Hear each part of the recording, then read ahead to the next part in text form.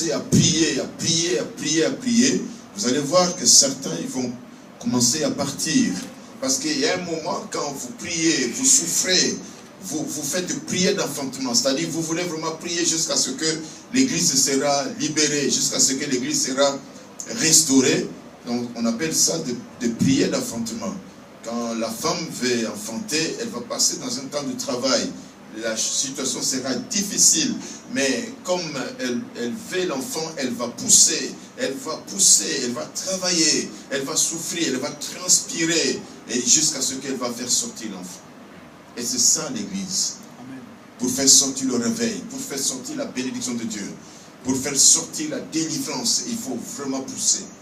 Il faut vraiment pousser. Ce n'est pas avec des chrétiens, le dimanche il est là, l'autre dimanche il n'est pas là. Non, c'est avec ceux-là qui sont engagés, comme nous avons vu hier. Alléluia. Amen. Que Dieu nous bénisse. Amen. Alors, aujourd'hui nous allons faire une sorte de révision pour tout ce que nous avons vu, mais je n'aurai pas le temps d'entrer en profondeur parce qu'il faut que nous touchions un peu la partie du jour. Après, j'aimerais aussi que nous puissions avoir le temps pour faire des déclarations et de prières comme on a fait hier. Parce que l'ennemi nous attaque, nous aussi nous devons l'attaquer. Amen. Et puis, sentez-vous heureux, vous qui êtes là, parce que l'Esprit de Dieu va vous transmettre des choses qui seront une bénédiction pour vous et pour l'Église. Alléluia. Amen. Défendez votre Église. Travaillez pour que l'œuvre de Dieu puisse aller de l'avant. Parce que la bénédiction de l'Église, c'est votre bénédiction aussi. Amen. Alors, hier, nous avons parlé de la passion de conduire le cœur brisé et l'Église locale à Jésus-Christ.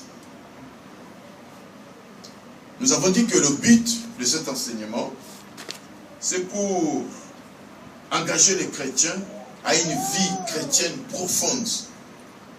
Il y a des chrétiens qui passent le temps tous les dimanches, le vendredi, ils viennent, ils passent le temps à l'église, mais ils ne sont pas vraiment touchés par la puissance de Dieu. Ils n'ont pas vraiment la vie de Dieu dans leur vie. Ou soit même s'ils sont chrétiens, mais ils ne sont pas remplis vraiment de l'abondance de la vie de Dieu. Alors ce message va aider dans ce premier temps pour ça. Et deuxième but, pour engager l'église au travail. Il faut que chaque membre de l'église s'engage à travailler. C'est très très important. 3. Créer la passion des âmes, la passion d'aller parler de Jésus-Christ, la passion de conduire les âmes vers Jésus, la passion de conduire l'église à Jésus-Christ. Alléluia. Amen. Et 4. Développer l'esprit de créativité. Il y a des chrétiens qui ont fait longtemps dans l'église, mais qui n'ont pas des idées pour l'avancement de l'œuvre de Dieu. Étant chrétien, vous devez être sensible à l'Esprit de Dieu. Si le Seigneur vous touche, si le Seigneur vous met à cœur de faire quelque chose, parle avec le pasteur, fais-le. Si le Seigneur vous pousse, vous dit, passe 3 jours de prière, de jeûne pour la bénédiction de l'église, faites-le. Si le Seigneur met dans votre cœur de donner par exemple 10 000 francs suisses pour l'avancement de l'œuvre de Dieu, faites-le. Si le Seigneur te parle, tu sens qu'il te parle, il veut que tu t'engages pour répondre à l'appel de Dieu, assumer une responsabilité, fais-le. Il faut voir le pasteur, fais-le. Donc nous devons avoir l'esprit de créativité. Et cet esprit de créativité vient par l'Esprit de Dieu. Si les chrétiens sont timides, si les chrétiens sont traditionnalistes, c'est-à-dire ils vivent la vie chrétienne comme des protestants, alors il n'y a rien qui va se passer de nous. Donc nous devons avoir l'esprit de créativité. On a vu dans certaines églises, 2-3 chrétiens réunis prier en disant Seigneur, donne-nous la possibilité de créer l'entreprise ou une société pour que nous puissions soutenir l'œuvre de Dieu avec l'argent que nous aurons. Et le Seigneur avait répondu à leur prière. Amen. Donc il faut avoir l'esprit de créativité. Amen. Amen. Voilà le but de cet enseignement. Et l'enseignement est basé sur le texte de Marc chapitre 2, verset 1er jusqu'au verset 12. Nous allons lire ça après. Mais je vais faire une sorte de résumé pour ce que nous avons vu la fois passée. Nous avons vu que cette paralytique qui voulait s'approcher de Jésus-Christ pour que Jésus puisse le guérir, le paralytique, lui seul est incapable parce qu'il avait dans sa vie la partie d'en haut, la partie supérieure avait la vie, mais la partie d'en bas n'avait pas la vie, donc elle ne pouvait pas s'approcher seule. Alors, elle s'est laissée conduire par 4 personnes, ayant à cœur le fardeau d'amener cet homme au pied du Seigneur, afin que ce dernier puisse le guérir. Et quand Jésus a vu la foi de ces 4 personnes, d'abord, ils ont des difficultés à la porte, ils n'étaient pas découragés. Ils ont fait monter le paralytique au niveau de la toiture. Après, ils ont enlevé une partie, ils ont fait descendre le paralytique jusqu'au pied du Seigneur au travers d'un lit avec 4 fils. Jésus a dit, tes péchés te sont pardonnés. Après, il a dit, lève-toi, tu es guéri, prends ton lit et sors. Il a pris son lit et il était sorti. Et nous avons dit que dans cette parole, il y a plusieurs révélations, soit des leçons morales que nous pouvons tirer pour l'édification de notre vie et l'édification de notre Église. Amen. Amen. Alors, nous avons dit dans un premier temps, le paralytique, vous voyez, des fois je ne mets pas ça dans un ordre chronologique, comme l'Apocalypse, ce n'est pas vraiment un livre écrit avec l'ordre chronologique, mais je vais mettre l'ordre qui va nous permettre de comprendre le message qui est dans ce texte. Premièrement, nous avons le paralytique. Alors, le paralytique, nous avons dit, il nous montre l'image des gens, d'une personne qui a un cœur brisé. Brisé par des soucis, brisé par l'amour de l'argent, brisé par le péché, brisé par le rejet, par des déceptions, fatigué, soucieux. Alors, ces gens-là, qui sont brisés, ils ont besoin d'être guéris. Ils ont besoin d'être guéris. C'est l'image du paralytique. Dans ce monde, nous voyons beaucoup de gens qui sont bien portants physiquement. Mais peut-être sur le plan spirituel, ils sont paralysés, ils sont brisés. Et ils ont besoin d'être guéris. Mais comment? Eux-mêmes ne peuvent pas. Alors ils vont chercher l'aide. Vous voyez, ils vont chercher l'aide. Donc nous, les chrétiens, nous savons que nous avons la vie. Alors, c'est à nous de prendre ces gens-là et de les conduire vers Jésus-Christ. C'est ça qu'on appelle l'évangélisation. Et l'évangélisation doit être le premier fardeau, la première mission de l'Église, comme Jésus a dit dans Matthieu 28 et 19, allez dans toutes les nations et faites toutes les nations des disciples, et baptisons au nom du Père, du Fils et du Saint-Esprit. Si un chrétien n'évangélise pas, c'est qu'il n'est pas un vrai disciple. Parce que l'objectif principal d'un disciple, c'est d'être identifique à son maître. Et comme Paul a dit, je me suis crucifié avec le Christ sur la croix. Si je vis, ce n'est plus moi, mais c'est le Christ qui vit en moi. Un vrai disciple doit être identique à son maître. Un disciple, c'est celui qui apprend sous la direction d'un maître. Un disciple, c'est celui qui copie, c'est celui qui vit l'enseignement de son maître. Alléluia. Amen. Mais depuis que tu es là, combien d'âmes as-tu amené? Alors, dans la deuxième révélation, nous avons dit aussi que ce paralytique symbolise aussi l'Église. L'Église a la vie. Je ne parle pas du corps du Christ, qui est l'Église universelle, l'ensemble de tous les chrétiens nés de nouveau, parce que dans le corps du Christ, il n'y a pas de tâches. Mais je parle de l'Église locale, où les gens se réunissent. Il y a toujours des tâches, il y a toujours des problèmes, des petits problèmes. Et donc, le paralytique nous montre aussi des images, c'est l'image de l'Église. Elle a la vie, mais quelque part, elle est paralysée. Paralysée comment? Par des esprits de division, des conflits, des critiques, des découragements, des chrétiens qui sont de paresseux. Regarde, il y a l'enseignement c'est la lumière, mais il y en a qui ne sont pas là. Ils ne sont pas là parce qu'ils n'ont pas le temps, mais ils ne sont pas là parce qu'ils ils ont donné la priorité à des choses qui sont charnelles. Peut-être que quelques-uns sont partis travailler le soir, d'accord. Ça, on peut dire que c'est quand même une raison. Mais il y en a qui sont chez eux. Certains sont dans des fêtes. Or, un bon chrétien doit avoir ce qu'on appelle la priorité. Pour nous les chrétiens, priorité c'est le royaume de Dieu. Priorité c'est les choses de Dieu. Je suis choqué. Un jour, je dis à un chrétien, je ne t'ai pas vu le dimanche. Il m'a dit, mais apôtre, tu sais que j'étais parti dans un deuil. Et dans ce deuil, ce n'est pas une proche de sa famille qui était décédée, mais quelqu'un comme ça qui ne connaissait pas vraiment. Alors il passe le temps dans le deuil et dimanche, il ne vient pas à l'église. Je dis, mais ça, c'est pas normal. Et l'autre m'a dit, mais apôtre, je n'étais pas à l'église parce que je t'ai invité pour manger à 13h. Il dit, mais chez toi, tu ne manges pas. Voilà, donc, un vrai chrétien doit donner la priorité au royaume de Dieu. Donc, nous, les chrétiens, nous devons faire attention. Amen. Amen. Nous devons faire attention. Donc, ce paralytique nous montre aussi l'image de l'Église. Nous devons conduire l'Église au pied du Seigneur, afin que l'Église puisse, afin que Jésus puisse guérir l'Église. Vous allez voir, quand une Église est guérie, quelles sont les caractéristiques, quelles sont les qualités de cette Église? Ça va vous faire chaud dans le cœur.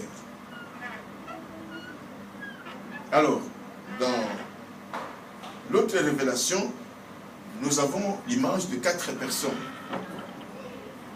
Ces 4 personnes nous symbolisent les chrétiens nés de nouveau, c'est-à-dire ils vivaient sur le chemin du péché, leur maître était le diable, la destination c'était l'enfer, mais lorsqu'ils ont entendu l'évangile du Christ, la merveilleuse puissance de Dieu les a touchés, cette puissance les a transformés, du coup ils changent la direction. Ils abandonnent le péché, ils abandonnent le chemin qui mène à l'enfer, ils abandonnent la destinée de l'enfer, maintenant ils changent, ils mènent une vie de sainteté, ils se séparent avec le péché, et leur Seigneur maintenant c'est Jésus-Christ, et leur destinée c'est le ciel. Alors c'est l'image des chrétiens qui sont vraiment nés de nouveau, et l'image des chrétiens qui sont des chrétiens sérieux, des chrétiens engagés, des chrétiens qui sont déterminés d'amener l'Église vers la guérison. Les chrétiens qui fait que leur vie soit comme des instruments que Dieu puisse utiliser pour la bénédiction de l'Église. Et ce sont des chrétiens qui ont les 4 qualités. Parce que pour amener l'Église vers Jésus-Christ, pour amener les gens qui ont le cœur brisé à Jésus pour leur guérison, il faut avoir les 4 qualités. Première qualité, il faut avoir la passion des âmes, la passion de l'Église, la passion d'amener le cœur brisé, la passion d'amener l'Église vers Jésus-Christ.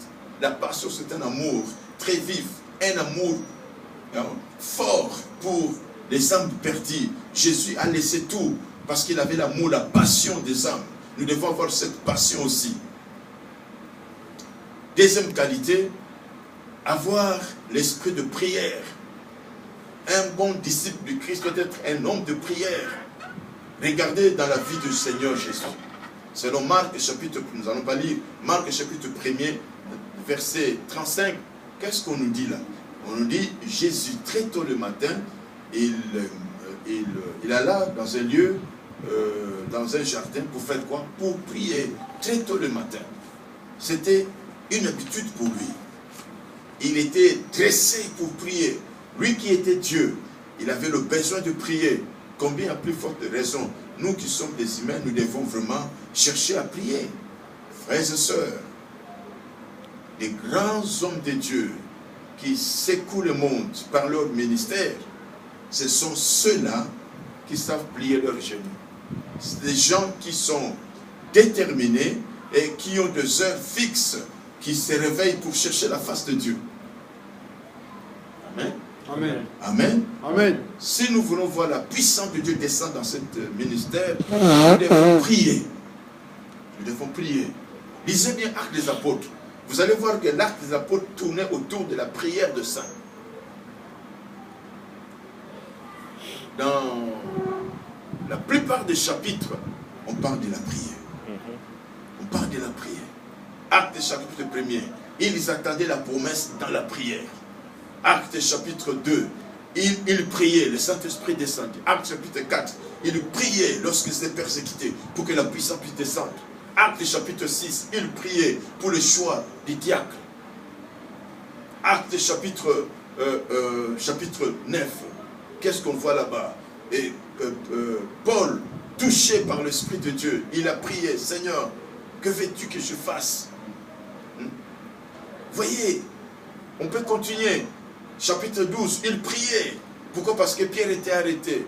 Et Actes chapitre 13, la persécution, qu'est-ce qu'il faisait? Il priait. Chapitre 16, il priait. Voyez, tous les livres de Actes des apôtres est baigné de l'onction de prière. Amen. Le diable ne peut pas réussir à vous détruire si vous priez. Amen. Des fois quand vous venez, même s'il y a 2 personnes, mettez-vous en prière. Chez nous, nous avons connu un combat terrible. Mon ministère, c'est un ministère beaucoup attaqué. Depuis le pays, le Seigneur m'a dit, je t'appelle pour un grand ministère de rédemption. Mais sache que ton ministère sera beaucoup attaqué. Donc, quand je vis des attaques, je ne m'étonne pas. Je ne suis pas comme les autres. Mon ministère n'est pas comme les autres. J'ai un appel spécial. Je dois prier, je dois chercher Dieu. Et j'oriente les chrétiens à la vie de prière. Des fois nous venons, nous prions, nous mettons en parole la prédication, nous mettons en parole à côté d'autres choses. Nous faisons que prier, du début jusqu'à la fin de la réunion. Et c'est ça qui permet à ce que nous puissions continuer à résister. Nous devons prier. Quand nous sommes attaqués, nous sommes comme l'armée pendant la guerre. L'armée pendant la guerre a un autre comportement. Mais s'il n'y a pas la guerre, c'est autre chose. On peut se distraire un peu. On peut prendre un peu de pause. Mais pendant la guerre, vraiment, c'est la prière. Il faut que les chrétiens soient formés pour prier. Amen. Il faut que les chrétiens soient formés pour prier. Alléluia. Amen. Troisième qualité, il faut que les chrétiens qui veulent amener les âmes brisées à Jésus, l'église à Jésus, il faut que ces chrétiens-là soient remplis de l'onction de Dieu. L'onction de Dieu. Regarde, les apôtres avaient le succès parce qu'ils étaient remplis du Saint-Esprit. Quand tu es rempli du Saint-Esprit et tu es sensible à la voix de l'Esprit, et alors tu pourras bien réussir dans le ministère. Parce que des fois, le Saint-Esprit va vous parler. Il va vous parler dans des songes. Il va vous parler dans des visions. Il va vous parler dans le message, comme je prêche là. Il y a des choses, j'ai dit, je n'ai pas préparé ça. Hier, quand je enseignais, je n'avais pas de papier de préparation. Non. L'Esprit me donnait des choses. Et quelqu'un qui est intelligent, il va comprendre que le Saint-Esprit lui a parlé. Rempli du Saint-Esprit et la sensibilité à l'Esprit de Dieu. Parce que quand vous êtes rempli de l'Esprit, l'Esprit va commencer à travailler dans votre vie. Il y a des choses que l'Esprit va parler pour avertir l'Église, peut-être non pas au travers du pasteur, mais il peut parler à une personne qui est aussi sensible à le Saint-Esprit. Cette personne va voir le pasteur pour le pasteur. Regarde ce que le Seigneur m'a montré. Voyez, lorsque nous allons toucher la guérison de cet homme, je vous dirai des choses pour l'Église. Parce que ça, c'est dans mon rôle en tant qu'apôtre. Oh, frères et sœurs, soyons remplis du Saint-Esprit. Quand le diable combat une personne qui est remplie du Saint-Esprit, il combat pour combattre parce qu'il sait bien qu'il va échouer. Le diable, c'est un ennemi infatigable. Et puis, c'est un ennemi rusé. S'il vous attaque avec la méthode B, A, il n'arrive pas à vous détruire, il va changer la méthode B. Il n'arrive pas la méthode C. C'est pour ça que vous voyez des fois, beaucoup des églises sont remplies de sorciers.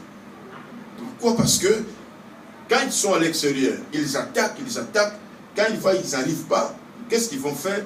Ils vont entrer maintenant dans l'église. Et attention à l'église, on ne doit pas faire confiance à n'importe qui. Et quand tu es frère, tu as le désir de servir Dieu, ne t'accroche pas à n'importe qui. Liana, quand vous êtes à côté de lui, tous les jours, il va vous transmettre son froid. Vous allez voir, vous qui étiez chaud pour le Seigneur, un moment vous commencez à sentir que vous êtes ralenti. Ça, c'est l'œuvre de l'ennemi. C'est pour cela, tous les gens qui viennent à l'église ne disent pas que ce sont les âmes du Seigneur, non. Certaines viennent pour détruire. Donc, il faut le discernement. Comme Paul a discerné cette femme qui parlait de bonnes choses à Paul et Silas. Ces deux hommes sont des rois de Dieu. Écoutez, ces deux hommes sont des rois de Dieu. Mais Paul a regardé, il a dit, une femme remplie de mauvais esprits, au nom de Jésus, je chasse les démons en vous. Paul avait discerné que cette femme était possédée. Nous devons faire attention. Des fois, ils viennent. Je connais une femme qui venait un moment à l'église. Il m'apportait des viandes. Une fois, ma voiture était tombée en panne. Il m'a donné l'argent pour que je répare la voiture. Mais après, j'ai remarqué que cette femme, il a voulu s'imposer dans l'église. Et je lui dis, pas jusque-là, ma soeur. Si vous continuez comme ça, je vais vous chasser. Ce n'est pas parce que vous m'apportez des viandes, ce n'est pas parce que vous me donnez l'argent et que vous pouvez faire n'importe quoi à l'église, non. Et il ne voulait pas écouter jusqu'à ce que je le chasse. Et si elle était une vraie chrétienne, elle pouvait dire, apôtre, s'il te plaît, pardonne-moi, je ne le ferai plus. Mais elle a dit, je suis d'accord, je pars. Et cela prouve que son fruit n'était pas bon. Nous devons faire attention. Il y a des gens qui viennent à l'église dans le but de détruire, de tout casser. Il faut que nous fassions attention. Donc, être remplis du Saint-Esprit, parce que nous sommes dans un ministère où nous allons recevoir beaucoup de coups du diable. Beaucoup d'attaques. Mais si nous avons le Saint-Esprit, il va nous aider. Il va nous donner l'autorité de vaincre l'ennemi. Alléluia. Amen. Dernière qualité, nous devons connaître aussi la parole de Dieu. Dans Josué, chapitre 1er, verset 1, chapitre 1er, verset 8, la Bible dit que ces livres de la loi ne s'éloignent point de ta bouche. Médite-les le jour et nuit, afin que tu puisses réussir dans tout ce que tu entreprends. Tout ce que tu entreprends. Que ce soit pour diriger l'église, que ce soit pour gagner les âmes, que ce soit pour l'entreprise que tu veux créer, Dieu sera toujours avec toi si tu médites toujours la parole de Dieu et tu appliques les enseignements de la parole de Dieu. Et puis il faut connaître la parole. Pourquoi? Parce que la parole, c'est l'instrument principal des témoins de Jésus-Christ et l'instrument principal des pasteurs, des apôtres, de tout celui qui fait servir le Seigneur. La parole de Dieu, c'est l'instrument. Voilà. On mesure tout en fonction de la parole de Dieu. C'est pour ça que vous devez connaître la parole. Alors, on encourage les chrétiens à lire la parole de Dieu, à lire toute la Bible, de Genèse, Apocalypse. Comment? Vous commencez par le livre de Jean.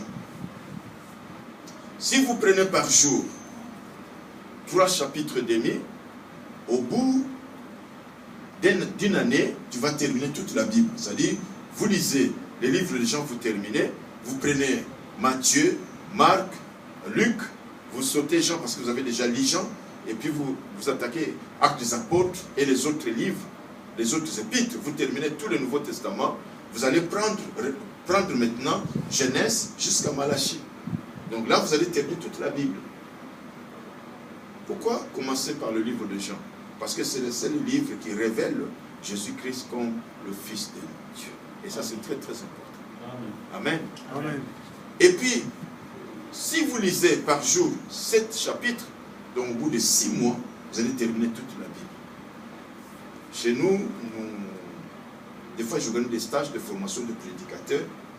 J'encourage toute l'église, et surtout les prédicateurs, ceux qui veulent devenir le prédicateur, de lire toute la Bible. Pourquoi? Parce que quand vous lisez toute la Bible, votre mémoire sera ouverte, vous allez avoir une vision globale de la Bible.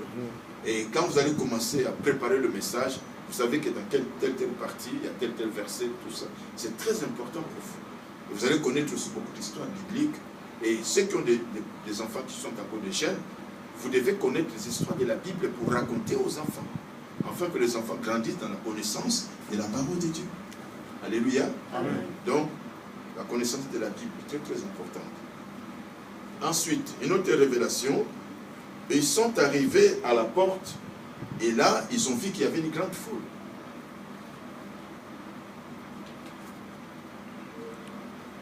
Et là, nous allons toucher la partie d'aujourd'hui. Nous allons prier.